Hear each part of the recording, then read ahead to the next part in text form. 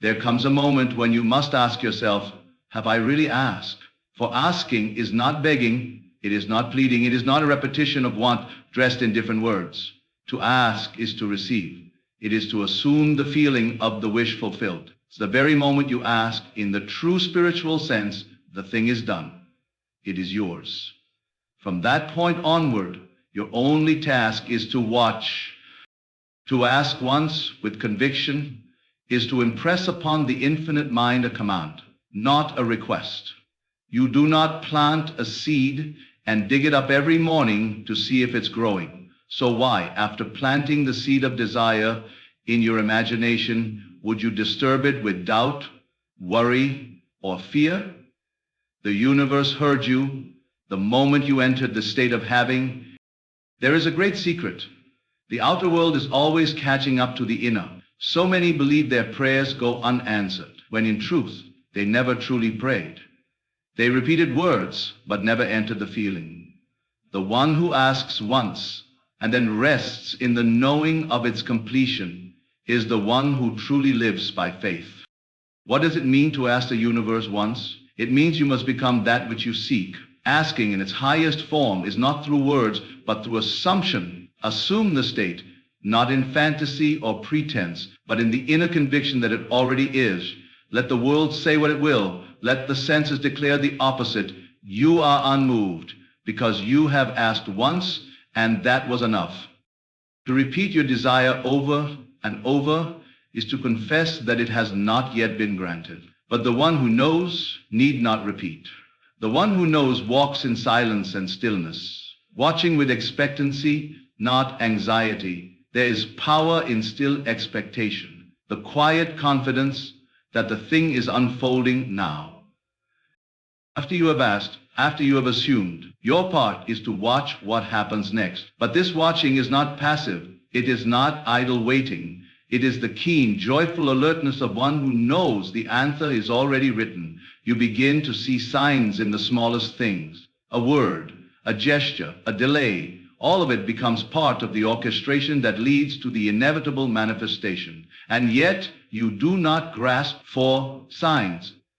They come to you. Your role is to remain faithful to the state you have assumed.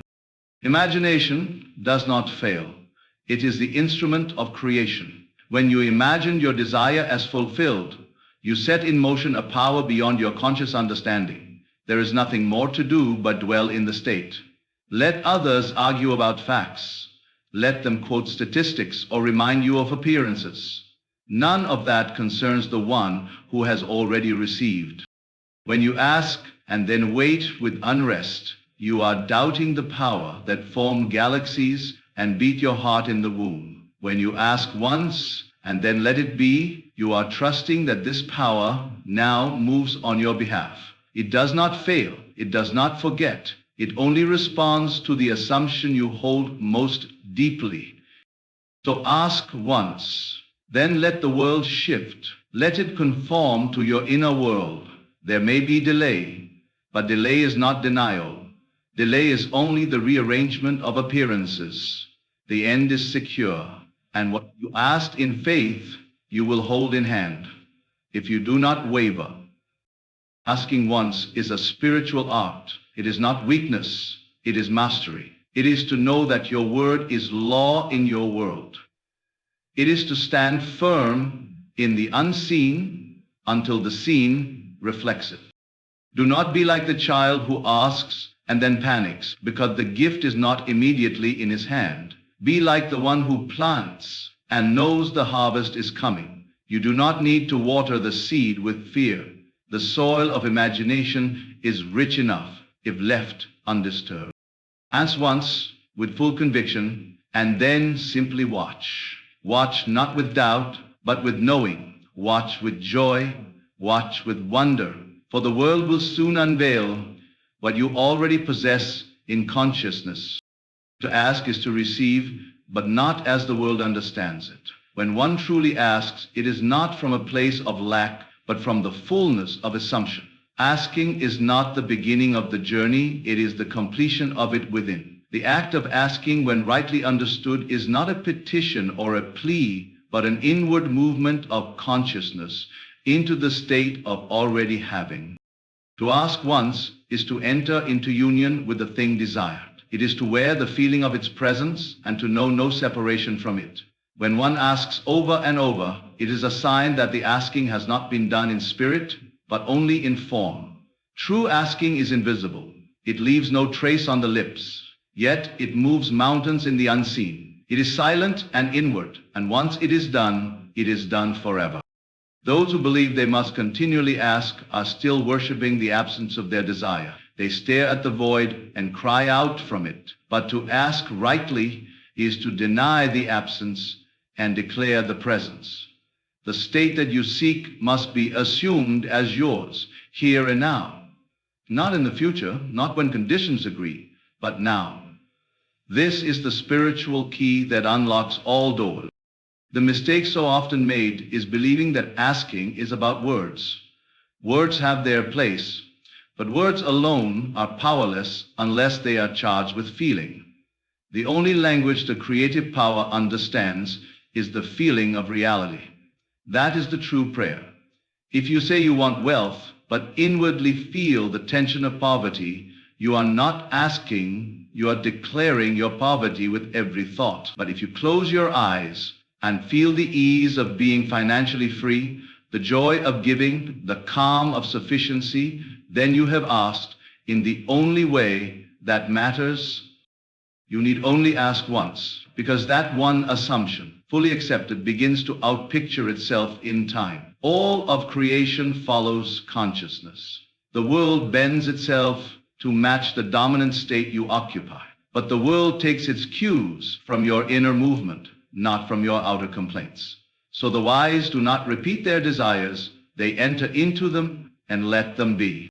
Consider this: when you plant a seed in the soil, you do not keep pressing it down. You do not dig it up each day to ensure it is still there. You do not force the roots to grow. You trust that the soil will do its part. In the same way, when you assume the state of your desire fulfilled, you plant it into the fertile soil of imagination. Asking more than once is like digging up the seed in fear. It reveals disbelief in the unseen processes of life. To ask once is to say, it is done. It is to rest in the unseen completion. The moment you assume it, it is fact in the invisible. You may not see it with your eyes, but your world is already in motion, reorganizing itself to mirror your inner state. Every assumption, when persisted in, will express itself. People do not fail because they ask too little, but because they keep asking without ever entering the state. They live in a consciousness of hoping, not having. Hoping keeps the thing far away. Having brings it close. So the one who truly asks assumes. He wears the end as if it were the present moment. He no longer talks of the desire, he dwells in it. When you understand this, you realize that asking once is an act of power. It is an act of creation.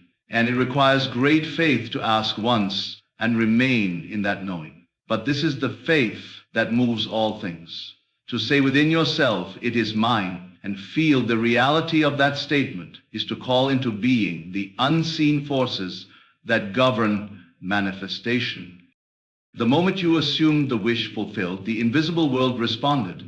It is not up to you to make it happen. It is not your task to manage the how. You are the dreamer, not the builder of bridges. Stay faithful to the state. Let the bridge of incidents unfold. Let appearances shift, but do not shift your assumption. It was your asking. It was the creative act. Once is enough if the once was done in fullness. So ask once. Assume it is already yours. Rest in the knowing that it is done. And let the world show you what already is within.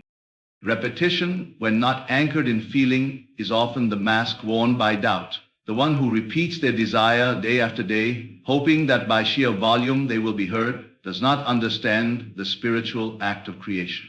Repetition may appear as devotion, but more often it reveals unrest, uncertainty, and a refusal to rest in the end. Faith, true faith, is silent. It does not clamor. It does not beg. It is a stillness that speaks louder than words. When you truly possess the thing in consciousness, there is no desire to repeat it. You do not affirm that which you are certain of again and again. You simply dwell in it. You walk in it. It becomes your breath, your rhythm, your atmosphere. But the one who repeats is the one who fears it. Is not done, they speak and speak, but the speaking comes from a hollow center. The true prayer has already occurred.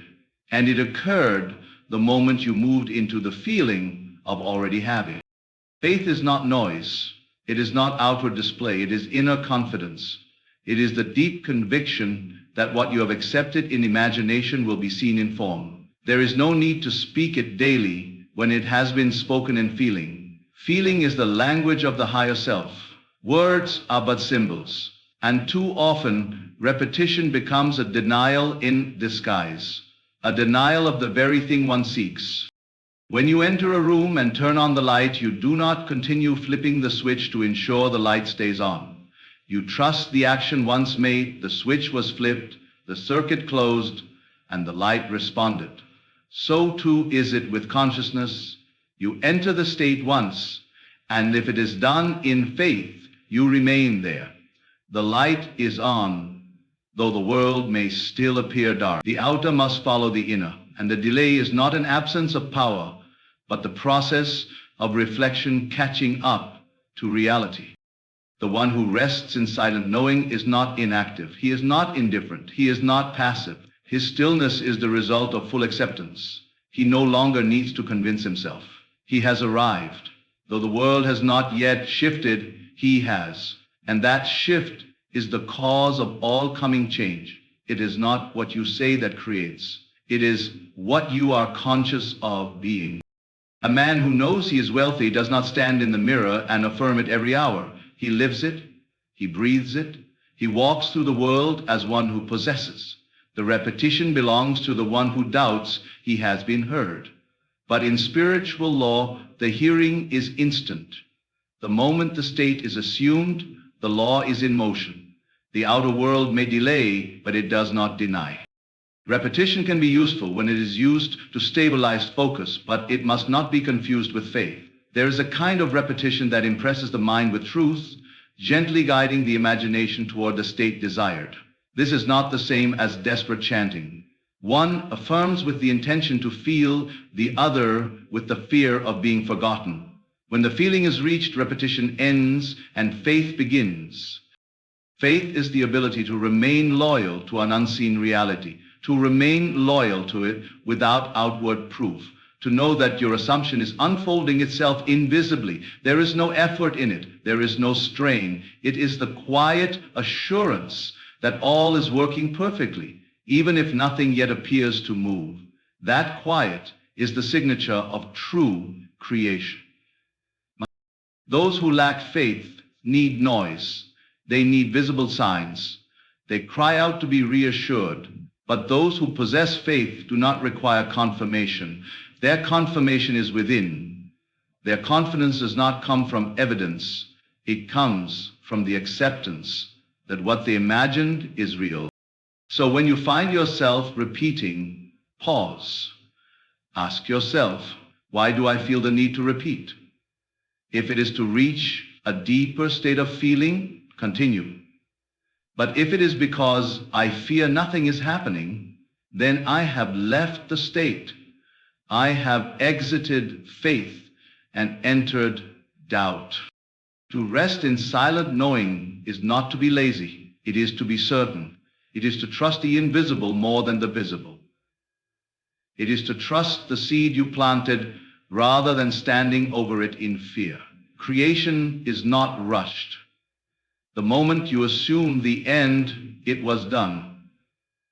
Remain there. Be still. Know. The silence of faith is more powerful than the noise of fear. Everything seen in the world once lived in the unseen. Every form, every invention, every movement of history began first as a thought, as a vision, as an inner image. The world you touch with your hands is nothing more than crystallized imagination. There is no wall, no city, no book, no sound of music that did not originate in the realm of imagination first. It is the true birthplace of reality. Imagination is not idle. It is not mere daydream or escape. It is the creative act itself. The unseen world of imagination is more alive, more potent, more formative than the world of appearances. When you understand that imagination is the bridge, you stop treating it as fantasy and begin to treat it as law. The bridge is not to be admired, it is to be crossed. You cross this bridge every time you assume the feeling of your desire fulfilled. The imagination is your workshop, your womb of creation. It is not bound by facts. It does not obey appearances. It bends all things to its will because all things were born from it. What you imagine with feeling, with belief, with intensity, that is what will descend into form. The visible world lags behind imagination. It is always catching up to the state you inwardly accept. There is no outer world apart from the inner assumptions held in imagination. Your life moves not by effort alone, but by the direction of your imagined state. Change that state and you change the reflection. You do not need to fight the mirror, you need only change your face. You do not need to manipulate the world, you need only assume the world from a higher position in consciousness. Then all things begin to move in accordance with that new self-concept.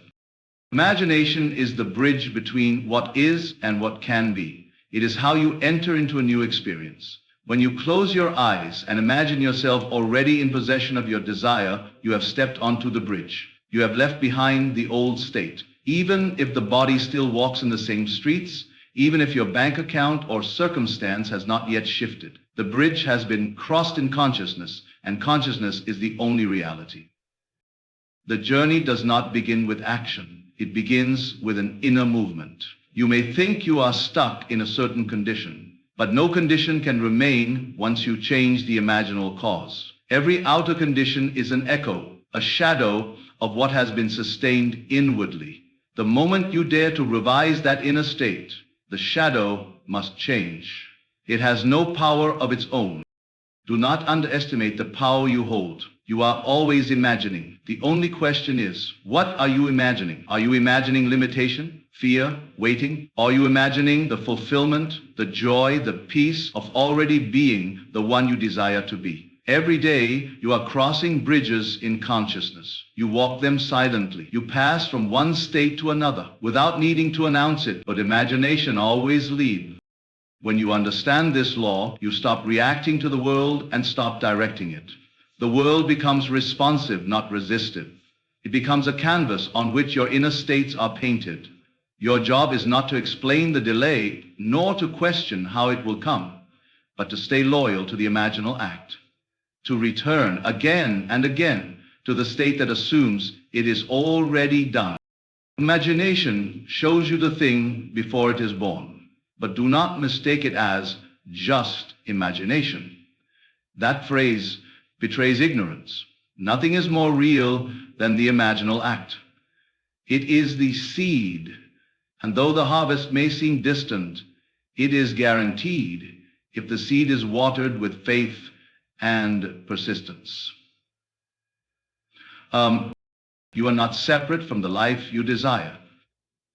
The only separation is your own belief in separation. Imagination closes that gap.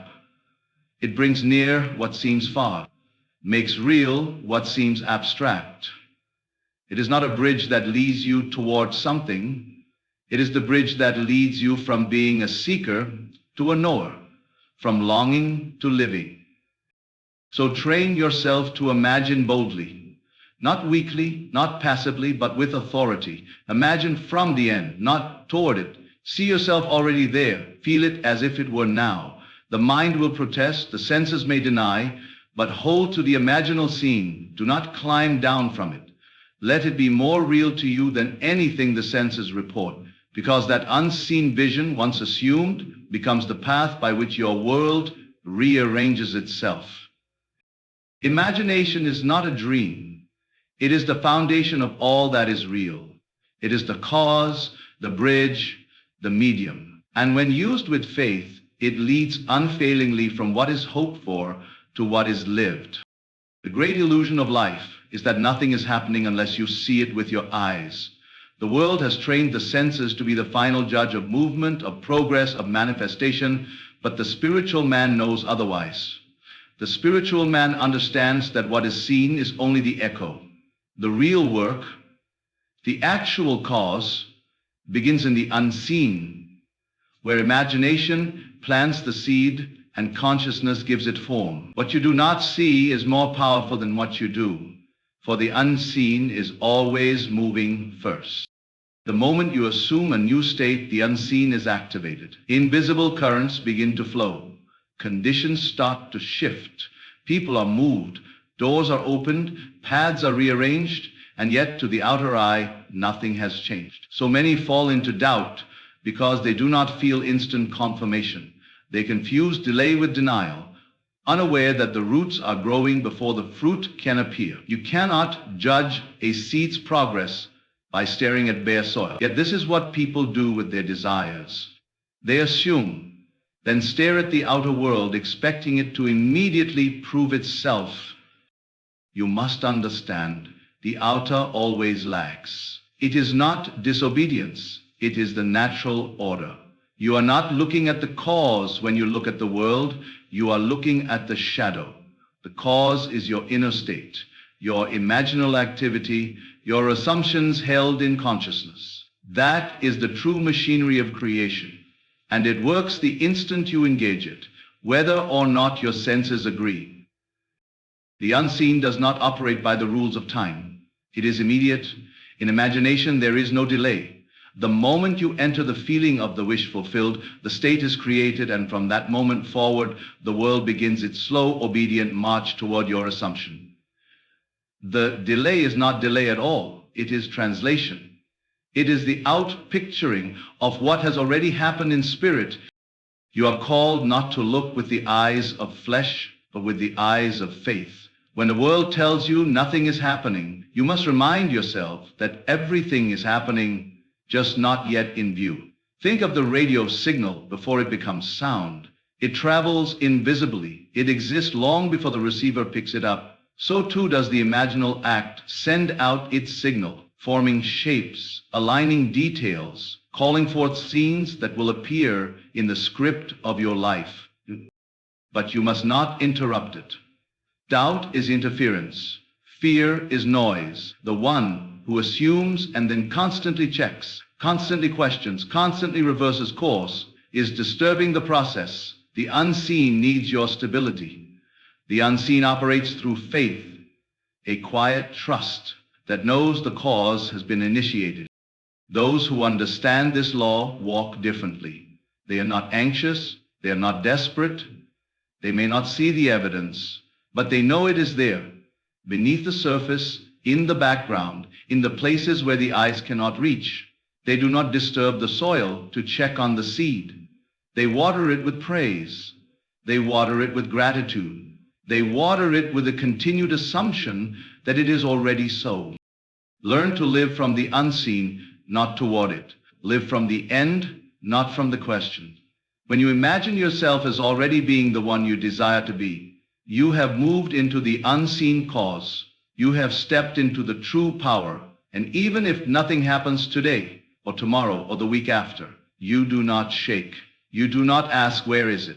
You say, it is done, and your calm becomes the proof of your faith. This is not a philosophy for the impatient. This is not a path for the one who needs constant signs and wonders. This is for the one who has understood that the unseen world is the only true world. The seen is fleeting. The unseen is eternal. The seen is a result. The unseen is the source. Place your attention on the source, and the result will follow. There is no effort required to make the unseen act. It already has. The moment you imagine and believe, the wheels turn. Do not look to the world for evidence of motion. Look within. If you have truly assumed, then the cause is alive, and nothing can stop the seen from catching up. It must. So walk as though it were true, even if the world says otherwise. Speak as though it were yours. Think from the place of completion, and trust that all things are aligning, not will align, they already are, because you moved first in imagination, and the unseen has already obeyed. To wait in the world is often to surrender to time, to linger in doubt, to resign oneself to the idea that fulfillment may come or it may not. But true spiritual waiting is something entirely different. It is not passive. It is not hesitant. It is not the wait of someone who fears they may have been forgotten. No, true waiting is expectancy. It is the quiet assurance that what has been seen in imagination must unfold in form. Watchfulness is not idleness. It is the alertness of one who knows the harvest is inevitable. The one who waits in expectancy does not beg, does not bargain, does not repeat requests. They have already received. They know the inner act is complete. The world has no choice but to conform, and so they wait, not in fear, but in readiness. They watch not for proof, but for fulfillment. This kind of watching is a spiritual discipline. It requires the taming of the senses, the calming of the outer man, and the firm anchoring of attention on that which is unseen. For the seen, at first, will mock you. The outer world may seem unchanged. It may contradict your inner vision, but your task is not to argue with appearances. Your task is to stay loyal to the end you have imagined. Waiting, in truth, is being in the state of having, not the state of wishing. When you imagine something and fully accept it as done, you do not chase it, you do not rush it, you prepare room for it. Just as a woman who knows she is with child does not question each morning whether the child is still forming, she trusts the invisible process. She prepares, she nurtures, she waits, but not passively. She is inwardly active in faith. So too must you carry the imaginal act with that same sense of certainty and care. This is the watchful state. It is not the state of waiting for evidence, but the state of already being. It is the inner poise of one who has crossed the bridge in consciousness and is now watching the outer world catch up. Every conversation, every delay, every change is seen through the lens of fulfillment. No event is viewed as random. All things are felt to be leading toward the promised result. You do not force what is yours. You do not strive for what is already complete. The moment you strive, you admit it is not yet yours. But in expectancy you rest, not lazily, but confidently. This kind of rest is not sleep. It is deep alertness without anxiety. It is calm without resignation. It is the power that belongs to those who know the laws of imagination and walk by them faithfully. You must become sensitive to the nature of this expectancy. It is not loud, it does not parade, it is subtle yet unshakable. It is quiet yet more powerful than the noisiest effort. You may go about your day doing ordinary things, but inwardly you carry a secret knowing. You are not hoping, you are waiting. You are not wishing, you are knowing. And this knowing draws all things unto itself. To wait expectantly is to be in a state of spiritual pregnancy. You know what you have conceived, and you know that time is only the servant of that conception. You do not rush the birth. You do not fear its absence. You simply nourish the state within and trust that life is always unfolding according to its own unseen rhythm.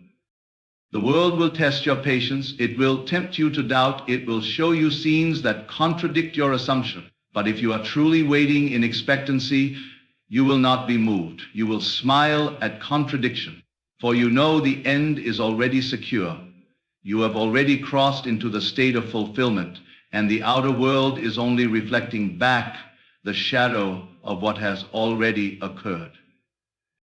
This waiting is not a delay. It is part of the creation. It is not separate from the manifestation. It is the final stage before form. Expectancy is the invisible force that calls the unseen into the seen. It is the magnetism of faith in motion. You do not need to act in haste or panic. You do not need to question or explain. You need only stay in the state, alert, assured, and open. The one who waits expectantly is a creator at rest. He has done his part. He has imagined the end and accepted it fully. He does not dwell in questions. He lives in answers. He does not seek signs. He he sees signs everywhere. His eyes are no longer focused on what is, but on what must be. And in this attitude, the promise fulfills itself, always.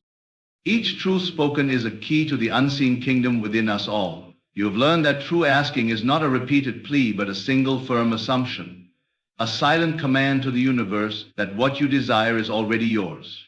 You have seen that faith does not shout.